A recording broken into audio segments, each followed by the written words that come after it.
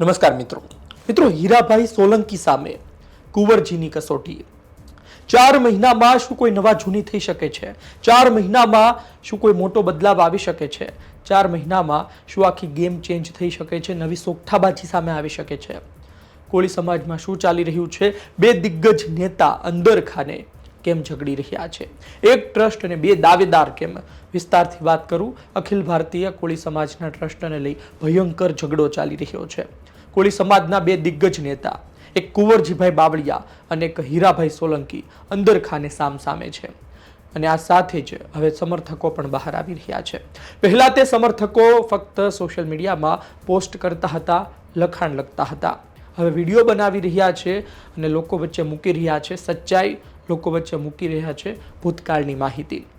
પહેલા તમને પ્રારંભિક માહિતી થોડી આપી દઉં, જેનાથી નવા દર્શકો છે તેમને ખબર પડે કે ખરા અર્થમાં મુદ્દો શું છે.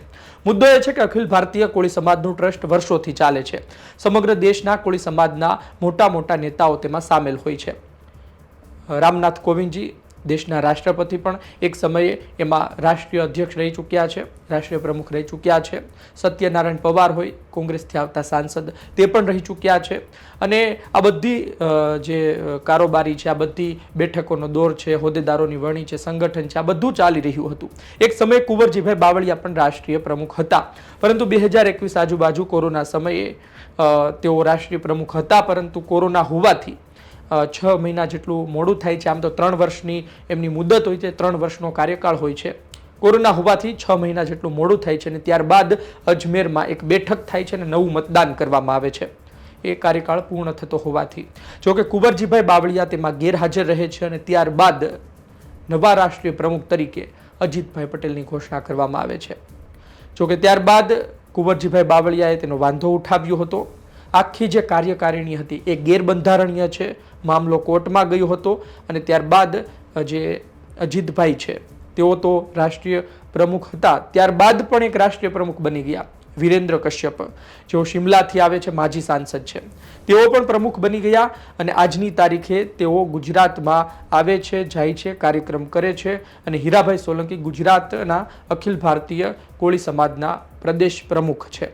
સામે કુંવરજીભાઈ બાવળિયા તરફથી પણ પ્રદેશ પ્રમુખ જે CK પીઠાવાલા છે, ચંદ્રવર્ધન પીઠાવાલા, તેમને ઘોષિત કરવામાં આવ્યા હોય તેવા પણ લેટર પેડ છે. અને આ સાથે જ કુંવરજીભાઈ બાવળિયા પણ રાષ્ટ્રીય પ્રમુખ હોય તેવા સહી સિક્કા સાથેના કાગળો ફરતા થયા છે. એટલે કે બંને તરફી પોતાનું કામ ચાલી રહ્યું છે, પરંતુ આ બધા વચ્ચે ગરમાવો ત્યારે આવે છે કે જ્યારે જૂન મહિનામાં એક મોટા કાર્યક્રમની વાતો ચાલે છે અને આ કાર્યક્રમમાં મુખ્ય મહેમાન તરીકે વાતો છે, હજુ પુષ્ટિ નથી, વડાપ્રધાન નરેન્દ્ર મોદી, અમિત શાહ પણ હાજર રહી શકે છે.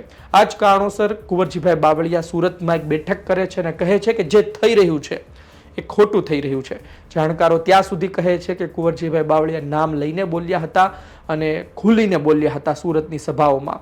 જે બાદ એક માહિતી તેવી પણ આવી રહી છે કે એક પછી એક રાજીનામા પણ પડી શકે છે. અને સમર્થકો શું કહી રહ્યા છે પહેલા તમે સાંભળી લો કે એક રાજીનામું સામે આવ્યું છે. જો કે કોઈ લેટર પેડમાં રાજીનામું નથી આવ્યું અને એનું રાજીનામું આપવામાં આવ્યું છે, એની પુષ્ટિ થઈ છે, પરંતુ હજુ સ્વીકારાયું નથી. પરંતુ એ રાજીનામામાં એ વ્યક્તિ શું કહે છે એ તમે સાંભળી લો. લખે છે કે હું વિજય બારૈયા આણંદ, અખિલ ભારતીય કોળી સમાજ દિલ્હી તમામ પદો પરથી રાજીનામું આપું છું. ગુજરાત પ્રમુખ હીરાભાઈ કોઈ રિસ્પોન્સ કરતા નથી. અમારે મિટિંગ માથા ગણવા કોઈ શોખ નથી. એક બાજુ કુંવરજીભાઈ ચાલુ રાખે, મારે વિવાદ આવવું નથી. હીરાભાઈ બધાને હલકામાં લે છે, મારે ફોનની રાહ જોવી પડે હીરાભાઈની, તો મને કોઈ રસ નથી. હીરાભાઈની આગેવાનીમાં કામ કરવાનો મને બિલકુલ શોખ નથી.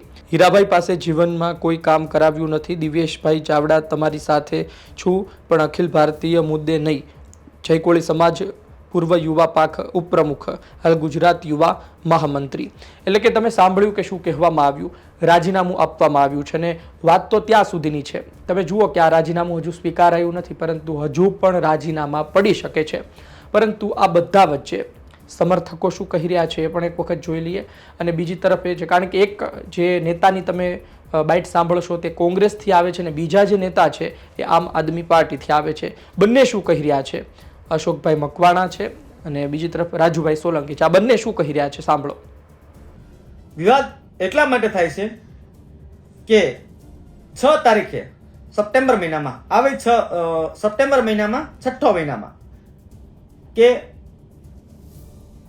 દિલ્હી ખાતે ટાલકોટલા સ્ટેડિયમ ખાતે અખિલ ભારતીય કોળી સમાજના બેનર નીચે અને એ સંસ્થા દ્વારા ભારતભરના કોળી સમાજના લોકો એકત્રિત થવાના છે અને એ કાર્યક્રમમાં માન્ય શ્રી વડાપ્રધાન અને દેશના ગૃહમંત્રી અમિતભાઈ શાહ અને નરેન્દ્રભાઈને આમંત્રણ આપવાનું છે અને ઉપસ્થિત પણ રહેવાના છે. આવો કાર્યક્રમ ગોઠવવાનો છે.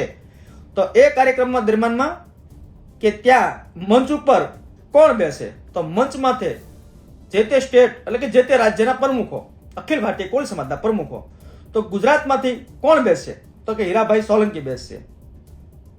તો હીરાભાઈ સોલંકી બેહે તો કુંવરજીભાઈનો ભાંડો ફૂટે એમ છે ત્યાં નરેન્દ્રભાઈ પાસે.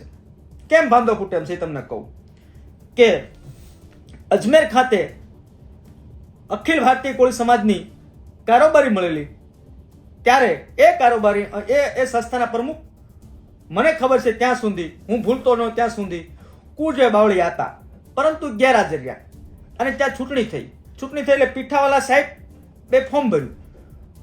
પીઠાવાલા સાહેબને 6 મત મળે છે અને અજીત કાકાને 52 મત મળે છે. તો અંદાજિત 52 મત મળે છે. તો અજીત કાકા બહુમતીથી વિજય થાય છે. એ સંસ્થા ખૂબ સારી રીતે ચલાવી રહ્યા છે અજીત કાકા, અને આ સંસ્થા 3 વર્ષના પ્રમુખ હોય છે. અજીત કાકાની ટર્મ પૂરી થાય છે પછી વિરેન્દ્ર કશ્યપજી એ આ સંસ્થાના પ્રમુખ બને છે અને વિરેન્દ્ર કશ્યપ દ્વારા એ કોઈ રાજ્યના સાંસદ છે કશ્યપજી, એની દ્વારા હીરાભાઈ સોલંકીની નિમણૂક કરવામાં આવે છે ગુજરાતના પ્રમુખ તરીકે. હીરાભાઈ છે ગુજરાતના પ્રમુખ તરીકે સંસ્થામાં ખૂબ સારું કામ કરી રહ્યા છે. એ સંસ્થાને ખૂબ સારી રીતે ચલાવી રહ્યા છે અને એ સંસ્થા ખૂબ સારી રીતે કામ કરી રહી છે. ત્યારે વાત એ આવી કે 6ઠા મહિનામાં દિલ્હી ખાતે ટાલકોટલા સ્ટેડિયમમાં કાર્યક્રમ થવાનો છે. ત્યાં દરેક રાજ્યના પ્રમુખોને બેસવાનું છે. એક રાજ્યના 2 પ્રમુખ બેસીને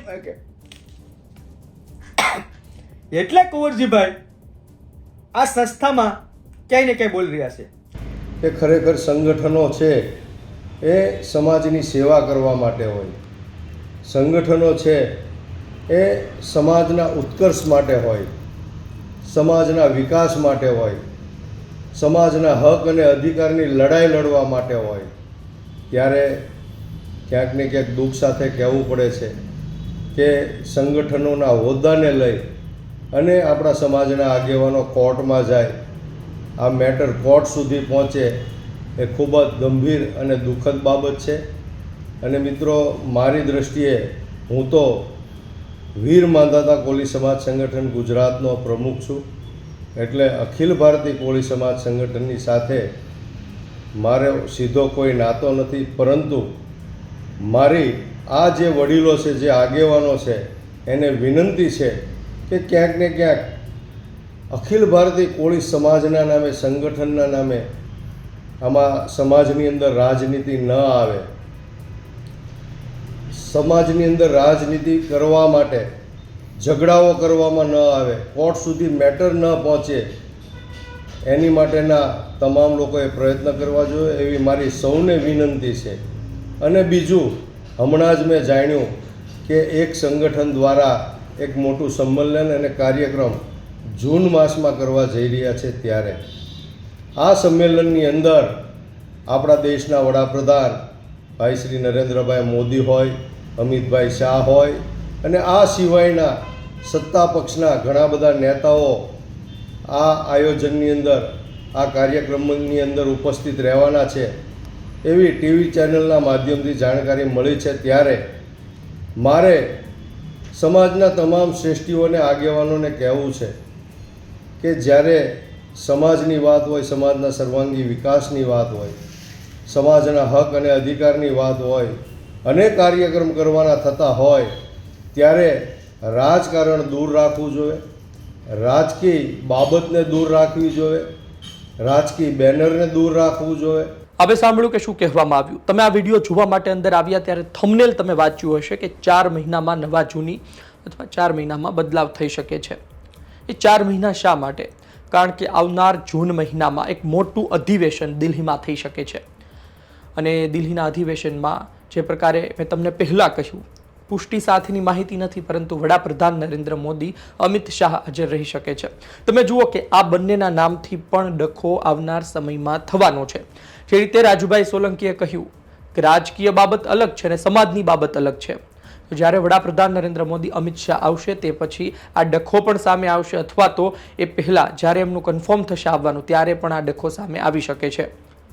પરંતુ એક વાત આપણે એ પણ જોવી જોઈએ કે વડાપ્રધાન સમગ્ર દેશના હોય છે, કોઈ પાર્ટીના નથી હોતા. એટલે કે વડાપ્રધાન જો કોઈ કાર્યક્રમમાં આવતા હોય, હા, પછી છેલ્લે તો એ ભારતીય જનતા પાર્ટીના જ ગણાય, કારણ કે ભારતીય જનતા પાર્ટીની સભા પણ સંબોધે છે અને ખૂબ બોલે પણ છે. પણ વડાપ્રધાન તો છે, એટલે એક રીતે એ પોતાનો બચાવ એ રીતે પણ કરી શકશે કે વડાપ્રધાન આવી રહ્યા છે, દેશના વડાપ્રધાન છે, અને એ તો કોઈ સમાજના કાર્યક્રમમાં આવે, ખૂબ સારી બાબત કહી શકાય. અમિત શાહ આવશે એ બાબતે વધુ આપણને અત્યારે ખબર નથી, કેટલો વિવાદ થઈ શકે છે, પરંતુ આ બધા વચ્ચે આવનાર દિવસમાં જોઈએ શું થાય છે. ને અશોકભાઈ મકવાણા દ્વારા જે વાત કરવામાં આવી છે કે સ્ટેજ પર બેસવા માટેનો વિવાદ, એટલે કે દરેક જિલ્લાના પ્રમુખને બેસવાનું હોય તો પછી બે પ્રમુખ તો બેસી ના શકે, એટલે કે કુંવરજીભાઈ અને હીરાભાઈ બંને ના બેસી શકે. અને વડાપ્રધાન નરેન્દ્ર મોદી આવે છે અને ત્યાં જો ફક્ત હીરાભાઈ બેઠા હોય તો કુંવરજીભાઈનું કદ ઘટે, કુંવરજીભાઈ બેઠા હોય તો હીરાભાઈનું કદ ઘટે, અને બંને બેસે તેવી શક્યતા નથી. એટલે આવનાર દિવસમાં વધુ આ વિવાદ મોટો થવાનો છે. જોઈએ કુંવરજીભાઈ શું કરે છે. 4 મહિનાનો સમય છે. આ 4 મહિનામાં કેટલી દોડાદોડી કરે છે, કેટલી સભાઓ કરે છે, કેટલા તેની સાથે આવે છે. અને રાજીનામા હીરાભાઈ સોલંકી તરફથી શરૂ થઈ ચૂક્યા છે, એટલે એમની સાથે રહેતા લોકો રાજીનામા આપી રહ્યા છે. જો આની સંખ્યા વધશે અને વિવાદ મોટો થશે તો મને નથી લાગતું કે મોટા મોટા નેતાઓ કાર્યક્રમમાં હાજરી આપે, કારણ કે દેશના વડાપ્રધાન હોય કે પછી કોઈ મોટા નેતા હોય, વિવાદથી દૂર રહેવા ઈચ્છે આ પ્રકારની પરિસ્થિતિમાં. અને કોળી સમાજ ફક્ત ગુજરાતમાં વસે તે વાત નથી, સમગ્ર દેશમાં વસે છે. એટલે આ વિવાદમાં શું કામ પડવું તેવી પણ પરિસ્થિતિ સર્જાઈ શકે છે. આપનો અભિપ્રાય કોમેન્ટ બોક્સમાં લખજો. વિડીયો માહિતી પસંદ આવી હોય તો લાઈક કરજો, શેર કરજો. ધન્યવાદ.